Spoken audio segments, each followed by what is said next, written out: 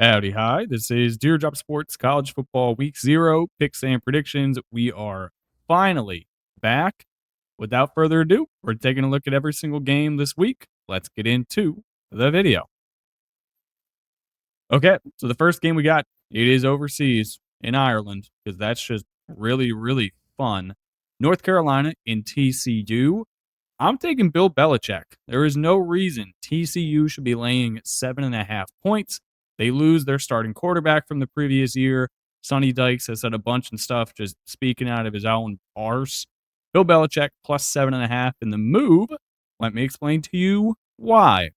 Year one of Chapel Bill, he did really not have a good season. I believe they went 4-8 was their overall record. The best thing going for Bill, one, he got a new team.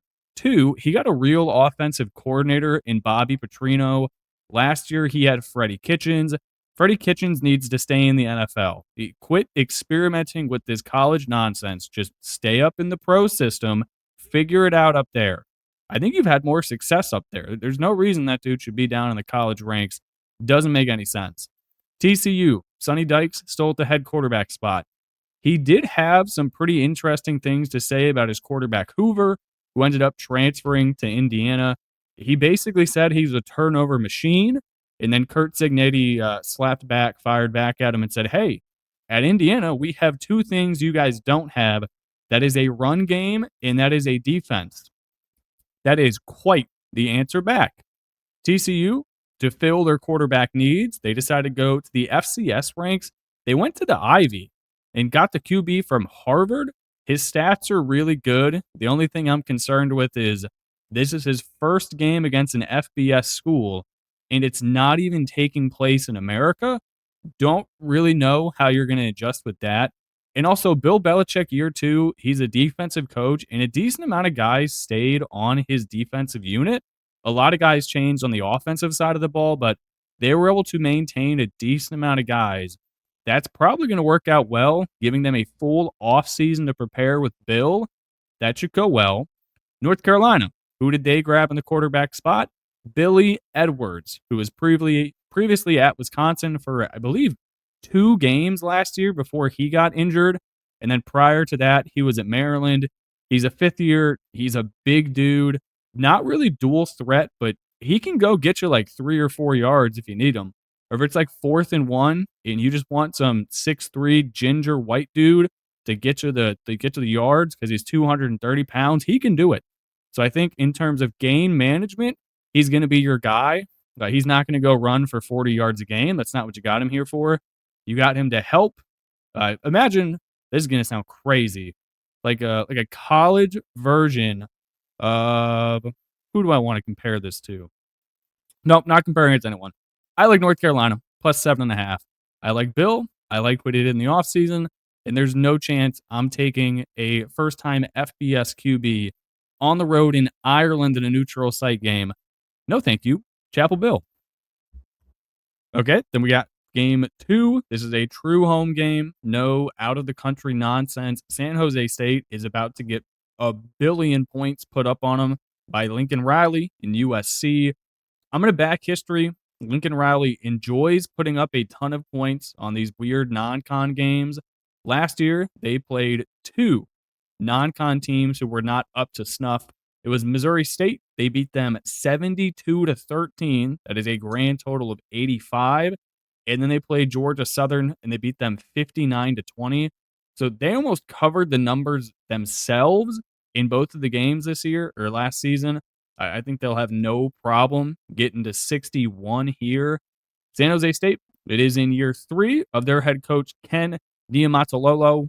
Yeah, last year, squad went 3-9, and they lost their defensive coordinator. He is now at Utah. Don't believe he is at their DC position. I'm pretty sure he's like their linebackers coach or their safeties coach.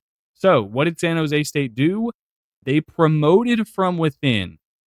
I don't think that's going to be the best option considering how bad their defense was a year ago.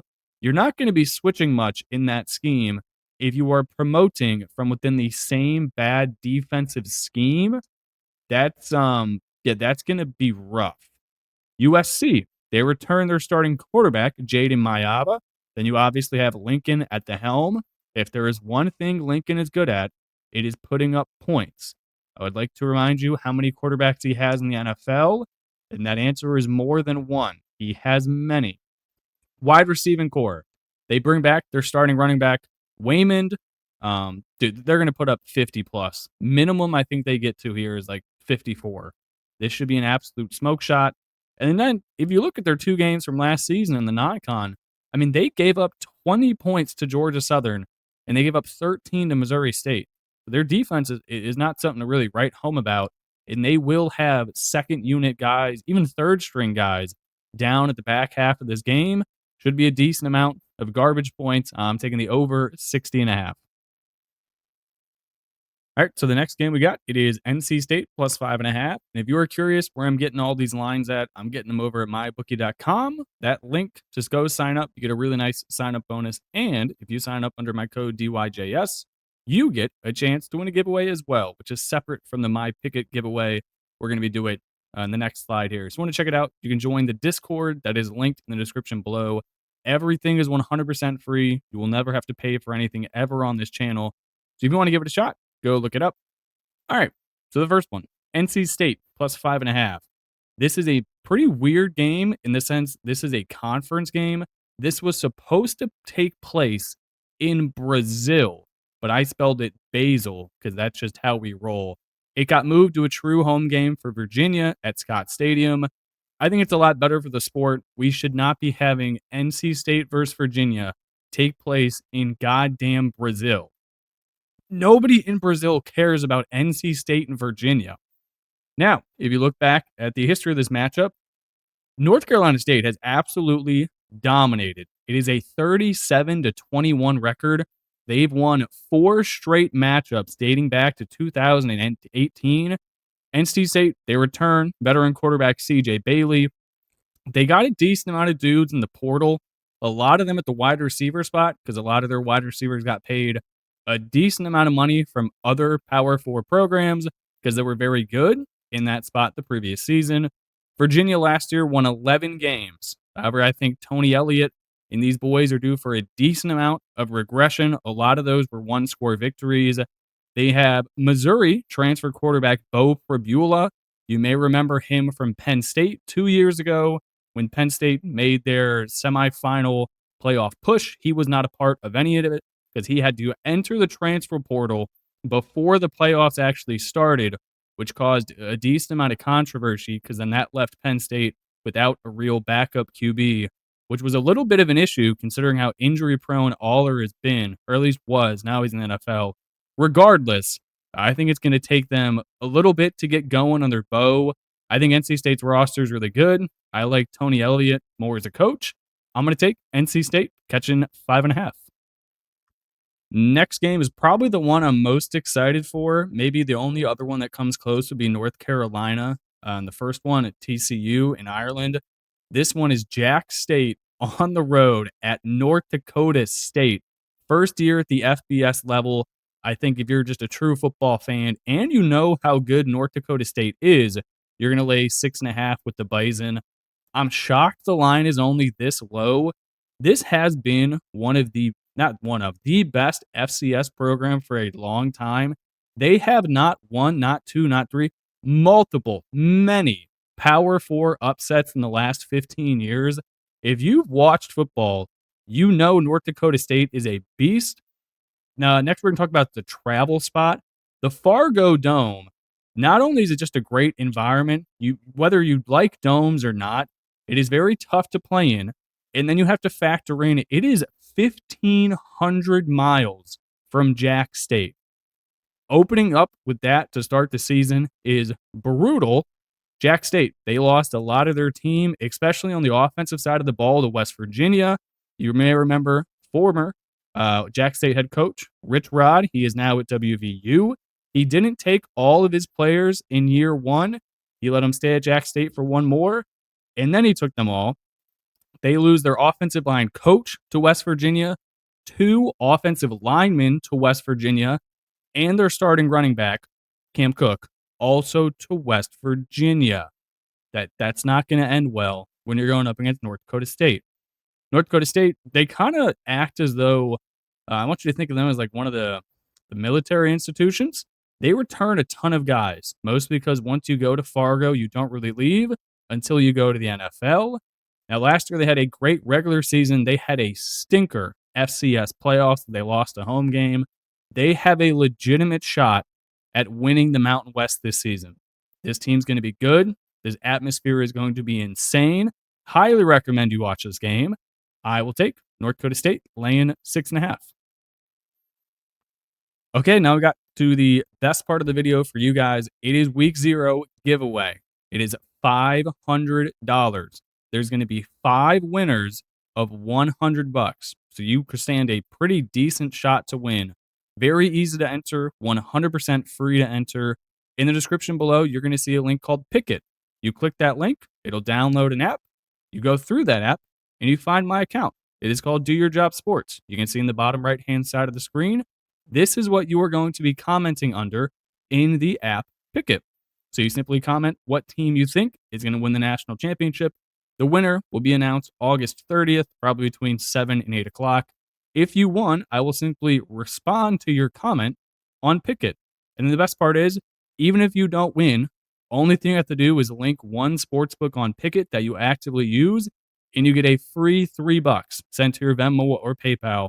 So the worst thing could possibly happen is you get a free $3. That's a win-win. Go enter, link in the description or in my Discord if you're in there as well. That is also in the description. Hopefully you win and you get a free $100. Okay, we move onward. Okay, then the next game is probably the only time in the history of ever you will catch me laying 9.5 points with a directional Michigan school. But I'm going to do it. It is Eastern Michigan. They're laying 9.5 points. Much like North Dakota State, this is a first FBS level game for Sacramento State. However, they have to travel a billion miles east, and Sacramento State is horrible. So we are going to fade them. Sac State, they were pretty good at the FCS level for a while. Probably shouldn't have gotten screwed over and forced to join the MAC and also forced to pay for all of the MAC team's air travel to Sac State. But that's for another time. It is year 1 head coach Alonzo Carter. He takes over for Brennan Marion, who left to take the offensive coordinator spot at Colorado. He also took a few dudes with him. So this is a team full of FCS level transfers coming to play in the FBS for the first time. I just do not think they're going to be ready. Eastern Michigan last year, not great. They went 4-8, but Chris Creighton is a good head coach. They returned their starting quarterback and starting runner back. Team should be in a pretty good spot.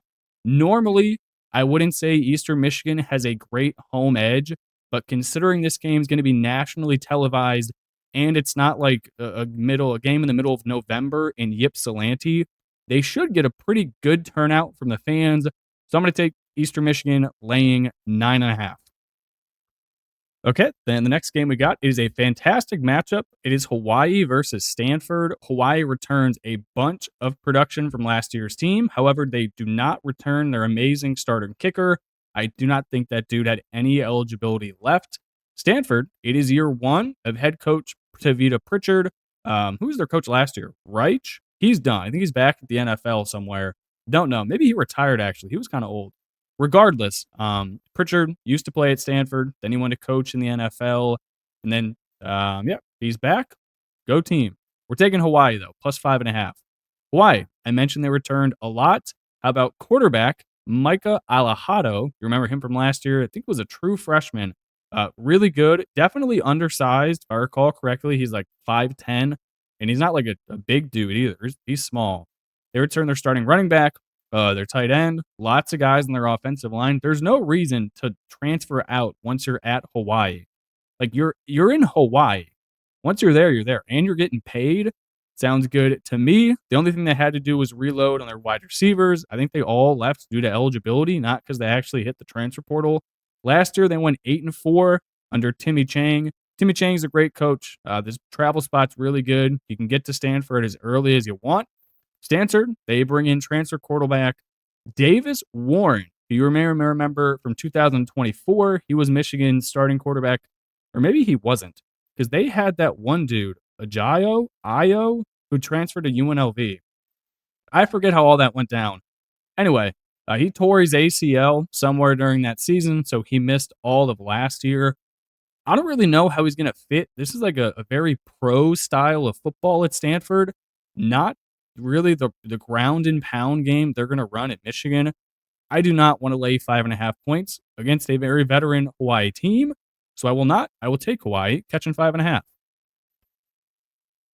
All right, then the next game will probably be the quickest rundown. New Mexico State is on the road at Florida State. If you have watched college football for the previous 2 seasons, you would know Mike Norvell has no business being a coach at Florida State. But if he wants to keep his job, at least till like week 7 or week 8, he has to beat the ever living you know what out of New Mexico State week 0. I mean, this has to be a 50-point win minimum. Florida State, they have basically a brand new team, but considering what they had last year, I'm not sure you're mad at that. Transfer quarterback Ashton Daniels from Auburn. They bring in a running back from Texas. Look, it's a bunch of power 4 dudes coming into a program who should be significantly better than what they were last season. New Mexico State, they went 4-8 last year. Tony Sanchez, been okay. I mean, I don't really know what you expect. You just simply don't have the resources in the Conference USA at New Mexico State. You just ain't got it. This team is also a bunch of transfers, but it's not power 4 guys. It's a lot of dudes from the FCS level. It's a lot of guys from the G5 level. I just don't think it's going to work out. Florida State minus 30.5. Mike Norvell, you have to win this game by 1,000,000,000 points. All right, then the last game we have of week 0, it is Memphis at UNLV. This is no nonsense. One of the most important games of the entire year. This is one of the favorites to win the American against one of the favorites. Actually, are they one of the favorites? Yeah, they got to be top 3 in the Mountain West. UNLV to win the Mountain West. Winner of this game is going to do a great, very large number for their conference's chance of getting a G5 bid to the college football playoffs. Winner of this game has a massive advantage on any other team in their conference to get there. They just run the schedule.